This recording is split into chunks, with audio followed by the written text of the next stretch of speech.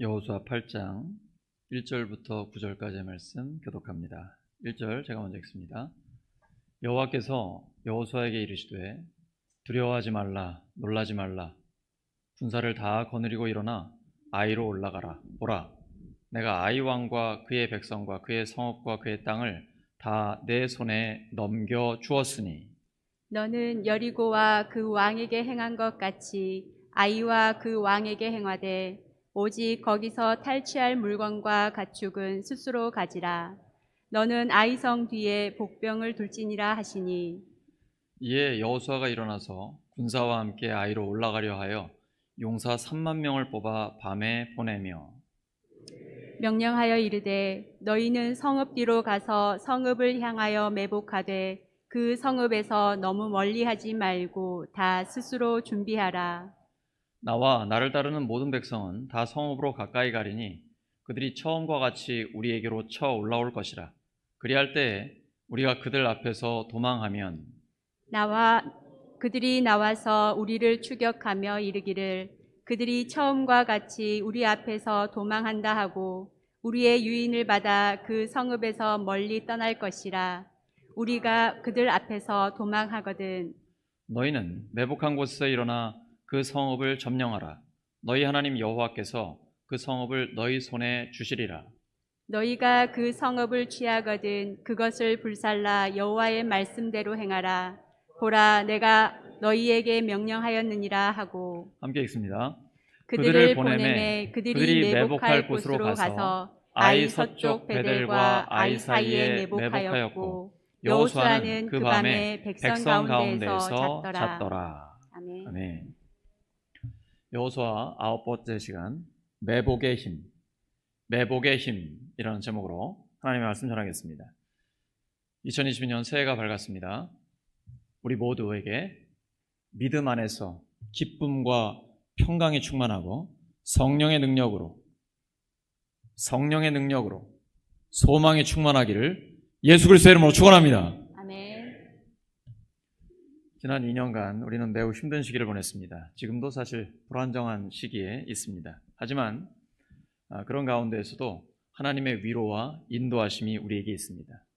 상황이 너무 어려운 나머지 우리에게는 여러 가지 이유로 쓰라린 실패를 경험할 때가 있습니다. 실패를 하면 우리는 대개 두 가지 반응을 보입니다. 과거에 대한 실망과 미래에 대한 걱정입니다. 우리는 뒤를 돌아보며 과거에 저지른 부끄러운 실수를 기억합니다. 그리고 앞을 바라보며 그런 큰 실수를 했던 내가 과연 잘할 수 있을까 하며 걱정할 때가 있습니다. 그렇게 실패를 계속 생각하다 보면 실패의 트라우마에 갇히게 됩니다. 이런 생각이야말로 실패를 극복하고 새롭게 재기하는 것을 막는 장애물입니다. 이런 생각은 끊어버려야 합니다. 이런 생각은 다스려야 합니다. 그런 생각들을 없애주시라고 하나님께 기도하면 됩니다. 그리고 최대한 빨리 극복해서 흐름을 바꿔야 합니다. 가라앉은 패배의 분위기를 없애버리고 심기일전하여 다시 도전하는 분위기로 끌어올려야 합니다. 이렇게 극복할 수 있는 힘은 사람에게서 오지 않습니다. 하나님의 격려의 말씀을 들을 때 시작합니다. 그래서 본문 1절에서 하나님께서는 두려워 말라, 놀라지 말라 라는 말씀으로 시작합니다. 어디서 많이 들어보셨죠? 여호수아 1장 9절입니다. 시작. 내가 내게 명령한 것이 아니냐. 강하고 담대하라. 두려워하지 말며 놀라지 말라. 내가 어디로 가든지 내 하나님 여호와가 너와 함께 하느니라 하시니라. 위대한 지도자 모세가 갑자기 죽었을 때 새로운 지도자 여호수아는 두려움과 떨림이 있었습니다. 그때 하나님께서는 강하고 담대하라. 두려워하지 말고 놀라지 마라. 내가 너와 함께 하겠다. 오직 강하고 담대하여 하나님의 말씀을 다 지켜 행하고 우러나 저러나 치우치지 마라. 그러면 네가 어디로 가든지 형통한다. 그런데 요단강을 건너고 여리고성에서 승리하고 놀라운 승리의 자신감으로 차있을 때 그만 아이성에서 패배하고 말았습니다. 그래서 여호수아 지도자뿐 아니라 모든 백성들이 사기가 땅에 떨어져 있었습니다. 그때 하나님께서 다시 한번 말씀해 주십니다. 두려워하지 마라. 놀라지 마라. 내가 너와 함께한다. 하나님은 실패로 인한 아픔과 상처를 치유해 주십니다. 그리고 새롭게 출발하도록 아낌없이 응원해 주십니다. 하나님은 정확한 때에 우리에게 꼭 필요한 말씀을 주십니다. 그러면 마음의 위로를 얻고 다시 일어설 용기가 생깁니다. 속사람이 강건해집니다. 그래서 우리가 힘들수록 하나님의 말씀에 집중하는 것입니다. 그런데 하나님이 좀 부담스러운 말씀을 하십니다. 여호수아야, 아이성으로 다시 돌아가라. 아마도 여호수아는 가기 싫었을 겁니다. 왜냐하면 거기에는 실패로 인한 쓰라린 상처가 있기 때문입니다. 우리도 그렇지 않겠습니까? 실패한 자리에 다시 가라고 하면, 실패했던 그 사람과의 관계를 또 만나서 회복하라고 하면 부담스럽지 않겠습니까? 차라리 다른 사람과 만나서, 아니면 다른 데 가서 새롭게 시작하고 싶은데 하나님 그렇게 하지 않으세요. 실패했던 그 자리로 다시 돌아가라고 하십니다. 그리고 다시 시작하라는 것입니다. 하나님은 이미 승리를 주셨다고 확신을 주십니다. 우리 중에도 다시는 돌아가기 싫은 아이성이 있을 수 있습니다. 한 번 실패했던 자리는 기억하고 싶지도 않기 때문입니다. 그런데 그 상태로 시간이 오래 지나가면 실패의 상처에 침몰될 수 있습니다. 그리고 다시는 헤어나지 못할 수도 있습니다. 그래서 최대한 빨리 다시 시작해서 그것을 극복해야 합니다. 피하면 안 됩니다. 정면으로 부딪혀야 합니다. 하나님이 우리와 함께 하십니다. 지금의 우리는 예전의 우리가 아닙니다. 겸손히 하나님과 동행하면 전혀 다른 미래가 펼쳐집니다. 만약에 여호수아가 한 번 실패했다고 아이성으로 돌아가지 않았다면 어떻게 됐을까요? 그 이후에 승리는 없습니다. 더 놀라운 하나님의 승리가 미래에 기다리고 있는데 주저함이 안 돌아갔다면 하나님 주신 승리는 맛볼 수가 없습니다. 실패는 끝이 아닙니다. 회개하고 말씀 듣고 다시 시작하면 더 큰 승리를 거둘 수 있습니다. 하나님은 지금 우리에게도 말씀하십니다. 두려워 마라. 놀라지 마라. 우리가 실패를 딛고 다시 시작해서 승리하려면 어떻게 해야 할까요? 첫 번째는 전력 투구해야 합니다. 따라하시죠. 전력 투구해야 합니다. 전력 투구해야 합니다. 전력 투구해야 합니다. 전력 투구해야 합니다. 아이성은 12,000명밖에 안 되는 작은 성입니다. 그래서 지난번에는 3,000명 보냈습니다. 근데 실패했어요. 이번에는 하나님께서 군사들을 총동원하라고 말씀하십니다. 몇 명입니까? 대략 한 60만 명 정도 됩니다. 그래서 매복만 35,000명을 시켰습니다. 아이성 쪽에 3만 명, 그리고 아이와 베델이 한 3km 정도 떨어져 있는데 그 사이에 5,000명을 매복시켰습니다. 왜냐하면 아이성과 베델성은 필요할 때 협력하는 관계이기 때문에 그쪽도 방어하기 위해서죠. 그리고 본진, 나머지 전부입니다. 여리고성 쪽으로 갑니다. 북쪽으로 가죠. 이스라엘은 지나치다 싶을 정도로 최선을 다하고 있습니다. 실패한 뒤에 겸손해진 것입니다. 이제는 오히려 1차 승리를 거두고 오만해진 그 아이성 전체 시민들의 그 마음을 이용하려고 하는 것입니다. 이것은 그렇게 해서 승리를 주시는 하나님의 전략입니다. 이번에는 여리고 때와 다릅니다. 이스라엘 군사들이 지혜와 팀워크와 모든 전투력을 총동원해서 집중해야 하는 힘든 싸움입니다. 하나님께서 여호수아에게 복병을 두라라고 아주 간단하게 말씀하셨습니다. 근데 여호수아는 3개의 부대로 나눠서 각자에게 임무를 주고 그리고 밤에 매복을 시킵니다. 하나님은 우리의 영적인 전쟁에 있어서 지휘자십니다. 그래서 큰 그림을 그려주시고 지시하십니다. 세부 내용이나 아주 구체적인 것까지 일일이 알려주지 않으십니다. 그것은 우리가 할 일입니다. 하나님은 우리에게 자유의지를 주셨습니다. 그래서 하나님의 빅 픽처, 큰 그림을 그리고 명확하게 작전 지시를 한 다음에는 우리가 그거 받고서 세부 내용과 치밀한 계획을 세워야 합니다. 그리고 실행하는 것은 우리가 해야 할 일입니다. 여호수아는 이미 하나님께 승리를 보장받고서도 모든 병력과 지혜를 총동원해서 철저히 준비하고 있습니다. 이 부분에서 하나님이 주시는 우리에게 교훈이 있습니다. 은혜는 거저 받는 것이지만 우리가 복을 받을 수 있는 그릇으로 스스로를 준비해야 합니다. 오늘 우리가 은혜라는 찬양 너무 좋잖아요. 은혜는 그야말로 카리스, 선물입니다. 거저 주시는 겁니다. 하지만 우리 스스로 하나님이 복을 주실 수 있는 그 그릇을 준비해야 합니다. 하나님이 승리를 보장해 주시지만 그렇다고 해서 게으름을 피우거나 대충 하려고 하면 안 됩니다. 모든 일에 절제하며 철저하게 자기 관리를 해야만 승리할 수 있습니다. 하나님의 뜻을 실천하기 위해 우리는 늘 지혜와 열정을 다해 전력 투구해야 합니다. 둘째는 새로운 전략을 세워야 합니다. 알아시죠? 새로운 전략을 세워야 합니다. 새로운 전략을 세워야 합니다. 새로운 전략을 세워야 합니다. 같은 것을 반복하면서 변화를 기대하는 것은 어리석은 것입니다. 지난번에 실패했으니까 이번에는 새로운 전략을 세워야 합니다. 1차전에서는 여호수아가 직접 가지 않았습니다. 3,000명의 군사만 보냈습니다. 근데 이번에는 여호수아와 장로들이, 그러니까 지도자들이 맨 앞에 선봉에 섰습니다. 비장한 각오를 갖고 지도자가 맨 앞에 섰습니다. 그러면 함께하는 모든 군사들은 목숨을 걸고 동참하게 되는 것입니다. 여호수아 8장 10절입니다. 여호수아 8장 10절 시작. 여호수아가 아침에 일찍 일어나 백성을 점호하고 이스라엘 장로들과 더불어 백성에 앞서 아이로 올라가매. 하나님은 이렇게 다양한 방법으로 하나님의 뜻을 펼쳐가십니다.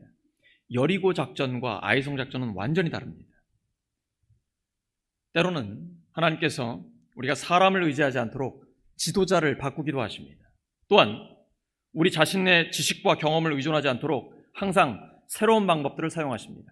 여리고 작전과 아이송 작전은 완전히 다릅니다. 여리고에서는 대낮에 모든 군사들이 성을 빙빙 도는 거였습니다. 근데 아이는 밤에 매복을 하는 작전이었습니다. 여리고에서는 모든 군대를 여리고에 집결시켰지만 아이에서는 세 부대로 나누어서 각자에게 임무를 맡겼습니다. 여리고에서는 하나님이 직접 성벽을 무너뜨리셨지만 아이에서는 그런 초자연적인 기적은 없었습니다. 이스라엘 군대의 치밀한 계획과 민첩한 작전 수행, 그것을 통해서 함락시키셨습니다. 여기에서 주시는 하나님의 교훈이 있습니다. 그것은 맡은 일 하나하나에 하나님의 뜻을 구하는 것입니다. 그래야 미래의 계획을 세울 때 과거의 승리에 의존하지 않게 됩니다. 하나님은 항상 새로운 방법으로 우리에게 승리를 주십니다. 과거의 습관과 경험만으로 앞에 놓인 문제를 풀려고 해서는 안 됩니다. 전혀 다른 생각의 전환이 필요합니다. 고린도후서 5장 17절입니다. 시작. 그런즉 누구든지 그리스도 안에 있으면 새로운 피조물이라. 이전 것은 지나갔으니 보라 새 것이 되었도다. 이전 것은 지나갔으니 보라 새 것이 되었도다. 그러므로 여리고건 아이건 기도하면 하나님은 각 상황에 맞는 전략을 주십니다. 우리도 마찬가지입니다. 학업과 직장과 사업 모든 삶의 자리에서 새로운 일을 만날 때마다, 어떤 새로운 일을 추진할 때마다 하나님 앞에 기도하면 하나님은 새로운 전략을 주십니다. 열심히 하는 것보다 중요한 것이 똑바로 하는 것입니다. 방향을 바르게 잡는 것이 중요합니다. 예수님은 뱀처럼 지혜롭고 비둘기처럼 순결하라고 하셨습니다. 무조건 탱크처럼 밀고 가는 것이 중요한 게 아닙니다. 오른쪽으로 해서 안 되면 왼쪽을 시도해 봐야 합니다. 하나님은 다양한 방법과 다양한 사람을 통해서 일을 이루어 주십니다. 발상의 전환이 필요합니다. 뜻하지 않은 패배는 이제껏 우리가 살아오던 인생, 우리가 사람을 대하던 방식, 우리가 하나님 뜻처럼 믿고 있었던 가치관, 우리가 과거에 승리했던 방법들에 문제가 있다는 것을 알려주는 것입니다. 우리가 생각지 못했던 실패를 당하면 거기에서 주시는 하나님의 교훈을 얻어야 합니다. 우리는 실패와 고난 앞에서 고집을 꺾고 새로운 전략을 세워야 합니다.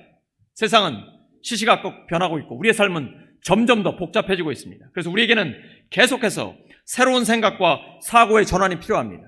그런데 우리가 일이 잘 될 때는 그런 생각 못 합니다. 잘 되고 있으니까.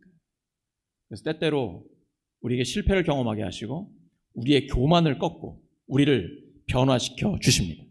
시편 119편 66절입니다. 시작. 내가 주의 계명들을 믿었사오니 좋은 명철과 지식을 내게 가르치소서. 이렇게 기도하면 하나님이 우리에게 지혜를 주십니다. 말씀 위에 굳게 선 믿음과 신념은 꼭 필요합니다. 하지만 고집은 곤란합니다. 좀 우리가 심하게 말해서 하나님 앞에서 똥꼬집 부리면 우리 다 경험해 봤잖아요. 그러면 하나님의 일을 방해하게 되고 오히려 실패를 반복하게 됩니다. 고난과 실패는 나의 한계를 깨닫게 합니다.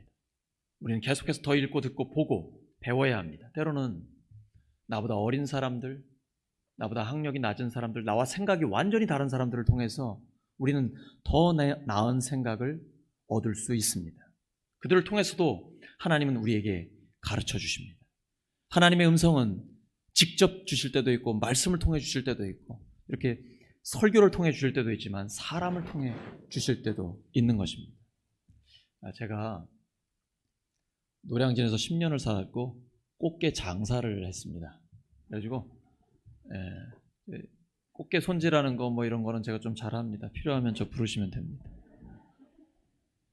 근데 집에서는요, 제가 손질하는 거를 못 봤다고 믿을 수가 없다라고 얘기를 하더라고요. 그래서 아빠 노량진에서 살았던 소리 하지 말라고. 그래서 제가 오늘 하고는 안 하려고 그럽니다. 세상에 실수가 없는 사람은 없습니다. 하나님의 사람도 실수할 수 있고 실패할 수 있습니다. 중요한 것은 그 다음에 어떻게 행하는가입니다. 회개하고 다시 일어서면 됩니다. 그러면 하나님이 다시 기회를 주십니다. 하나님은 죄에 대해서는 징계하시지만 결코 우리를 버리시지 않습니다. 오히려 격려해 주시고 회복을 위한 구체적인 전략도 주십니다. 진정한 승자는 실수를 안 하는 사람이 아닙니다. 자기의 실수를 바탕으로 눈부신 승리를 거두는 사람입니다. 이미 저지른 실수들은 잊어버리고 승리를 위해 전진하시기 바랍니다. 사도 바울의 고백입니다. 빌립보서 3장 13절과 14절입니다. 시작. 뒤에 있는 것은 잊어버리고 앞에 있는 것을 잡으려고 표대를 향하여 그리스도 예수 안에서 하나님이 위에서 부르신 부름의 상을 위하여 달려가노라. 따라하시죠. 미래를 향하여, 미래를 향하여, 표대를 향하여. 표대를 향하여. 그리스도인은 철저히 미래지향적입니다. 하나님 앞에 기도하면서 하나님이 주실 승리에 대한 확신을 갖고 미래를 향해, 표대를 향해 달려가는 것입니다. 우리가 인생의 전반전을 살다가 실패할 수도 있습니다. 그런다고 끝나나요? 아닙니다. 해프타임에 하나님의 음성을 듣고 다시 시작하면 됩니다. 여러분, 운동 경기할 때 진짜 승리는 전반전에 있습니까? 후반전에 있습니까? 전반전에 아무리 잘하면 뭐예요? 후반전이 중요한 거거든요. 그래서 우리 다시 시작하는 겁니다. 그러면 하나님께서 최후 승리를 주십니다. 최후 승자는 후반전에 판가름 나는 것입니다. 다시 일어서서 새로운 전략으로 후반전에 임하면 만회할 수 있습니다.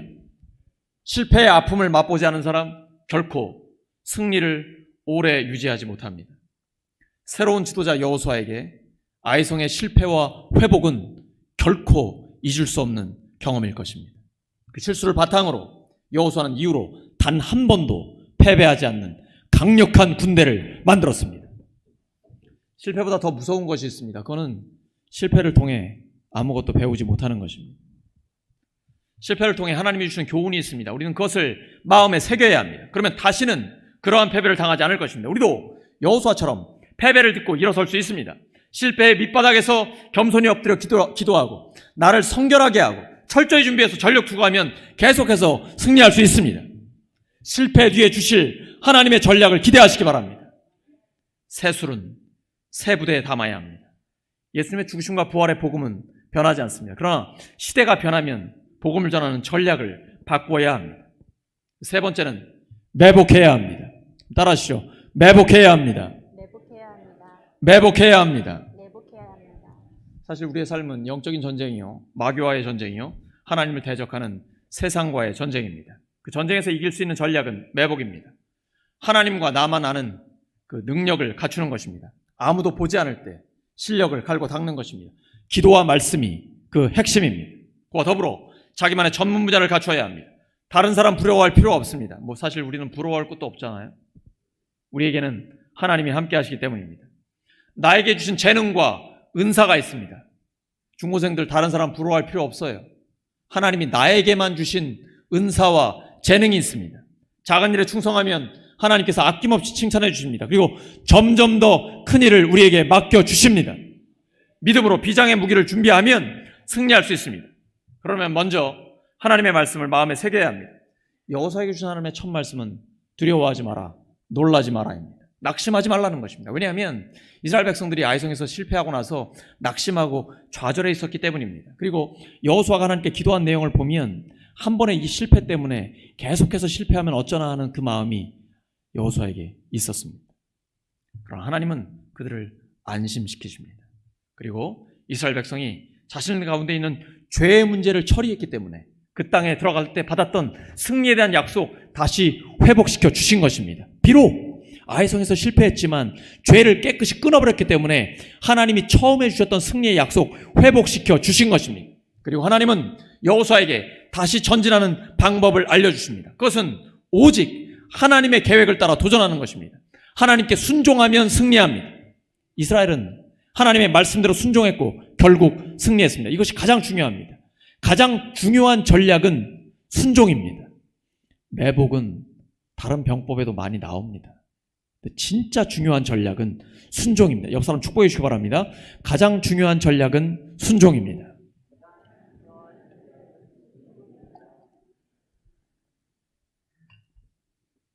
하나님 우리에게 말씀하십니다.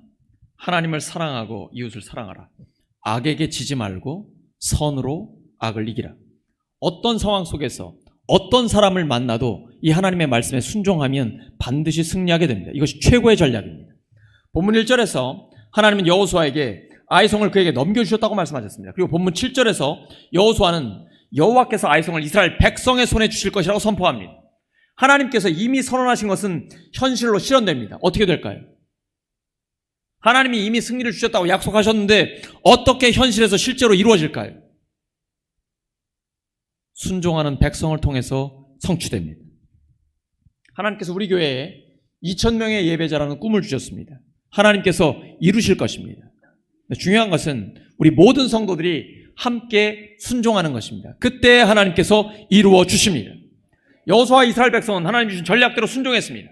본질은 아이성을 공격하는 척하다 도망쳤고 그 유인술로 이 아이성 군대가 전체가 다 나왔습니다. 이때 절대 써서는 안 되는 것을 아이성의 왕이 실행에 옮기고 맙니다. 그러니까 아이성 왕이 1차전에서 승리하고 나서 완전히 미쳐버린 것입니다. 병법의 기본도 잊어버린 겁니다. 성을 비워놓고 나간 것입니다. 뿐 아니라 그들을 도우려고 하는 베델의 모든 군사들도 전부 다 나와버렸습니다. 그리고 이때부터 하나님의 역사는 나타납니다. 하나님께서 여호수아에게 너의 손에 집은 단창을 들어 아이를 가리키라 라고 말씀하십니다. 여호수아는 그 말씀에 순종했습니다. 근데 여러분 1차전과 2차전이 완전히 다르지 않습니까? 1차전 때는 하나님의 말씀이 들리지 않습니다. 그런데 회개하고 돌아서니까 하나님의 말씀이 계속 들립니다. 시작할 때도 하나님 말씀하셨죠. 이미 너희에게 아이성을 넘겨주었다. 그리고 복병시켜라. 매복시키라 라고 말씀하십니다. 그리고 이제 유인하며 나올 때 가장 중요한 순간에 하나님이 말씀하십니다. 너의 단창을 들어 복병들에게 가리키라 라고 말씀하십니다. 하나님의 말씀이 들리면 어떤 상황, 어떤 사람 만나도 승리할 수 있습니다. 아무리 어려워도 하나님 말씀 들리면 됩니다. 이렇게 하나님의 말씀이 계속 들린다는 것은 하나님과 우리의 사이가 활짝 열렸다는 겁니다. 이제 관계가 회복됐다는 것입니다. 이렇게 하나님의 음성이 들리면 반드시 승리하게 되어 있습니다. 하나님이 말씀하셨습니다. 여호수아 8장 18절입니다. 시작. 여호와께서 여호수아에게 이르시되 내 손에 잡은 단창을 들어 아이를 가리키라. 내가 이 성읍을 내 손에 넘겨주리라. 여호수아가 그의 손에 잡은 단창을 들어 그 성읍을 가리키니 하나님이 여호수아에게 다시 한번 승리를 약속해 주셨습니다. 그리고 여호수아는 그 손에 든 무기를 끝까지 완전히 승리할 때까지 내려놓지 않았습니다. 여러분 어떤 장면 떠오르지 않습니까? 아말렉과의 전투 떠오르시죠? 모세가 손을 들어 기도하고 있었습니다. 여호수아는 칼을 들고 전투에 참여하고 있었습니다. 그런데 기도하는 손을 들면 승리하고 손이 내려오면 졌습니다. 여호수아는 그때 전투에서 목숨 걸고 싸우면서 체득한 것입니다. 아, 그렇다. 기도하는 손과 검을 든 손이 함께할 때 승리할 수 있구나. 기도와 현장에서 함께할 때 승리할 수 있구나. 이제는 여호수아가 지도자로서 전투의 한복판에서 그 단검을 들고 끝까지 서 있었습니다. 이게 중요합니다. 적당히 하다 마무리하면 안 됩니다. 완전히 승리할 때까지 끝까지 들고 있어야 합니다. 그때 하나님께서 최종적인 승리를 우리에게 주십니다. 하나님이 승리를 약속하셨어도 대충 하고 끝내면 안 됩니다. 마지막까지 기도의 손을 놓지 말아야 됩니다. 현장에서 끝까지 기도하면서 지켜야 합니다. 그 자리를 지키면 하나님께서 승리를 주십니다. 이제 아이 전투에서 완전히 패배한 아이성의 왕은 그만 매달리고 그리고 수치스럽게 그 땅에 떨어지게 됩니다. 그 위에 돌무더기를 쌓아놓습니다. 아간이 죄로 인해서 죽임을 당하고 돌무더기가 쌓여진 것과 마찬가지입니다. 왜 돌무더기를 쌓을까요?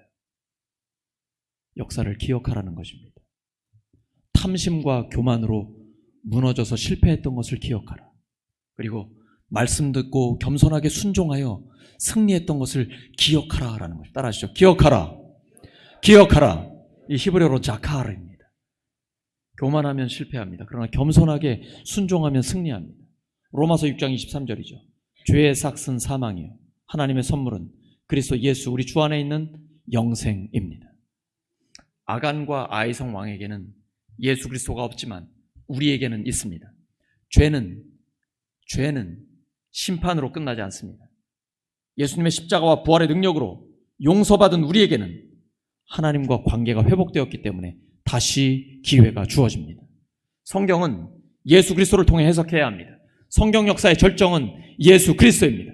예수님이 십자가에 달렸을 때 모든 사람들은 예수님의 시대가 끝났다라고 생각했을 것입니다. 그러나 3일 후에 예수님은 다시 살아나셨습니다. 부활은 가장 위대한 하나님의 반격입니다. 부활은 가장 위대한 하나님의 반격입니다. 예수님의 십자가와 부활을 통해 우리의 모든 죄를 씻고 새로운 기회를 주셨습니다. 오늘 말씀 정리합니다. 하나님은 아낌없이 우리를 격려해 주십니다. 두려워 마라. 놀라지 마라. 내가 너와 함께한다. 우리가 실패를 딛고 다시 시작하려면 전력 투구해야 합니다. 새로운 전략으로 매복해야 합니다. 부활하신 주님과 동행하며 계속해서 승리하는 우리 모두가 되기를 예수 그리스도 이름으로 축원합니다. 함께 기도합니다. 하나님 아버지, 새해 첫 주일에 하나님의 말씀 주셔서 감사합니다. 저희들 두려워하지 않겠습니다. 주님과 동행하며 전력 투구하겠습니다. 하나님 주시는 새로운 전략으로 매복하겠습니다. 부활하신 주님과 동행하며 계속해서 승리하게 하여 주시옵소서. 그리고 영광은 하나님께서 받아 주시옵소서. 예수 그리스도의 이름으로 기도드립니다. 다 함께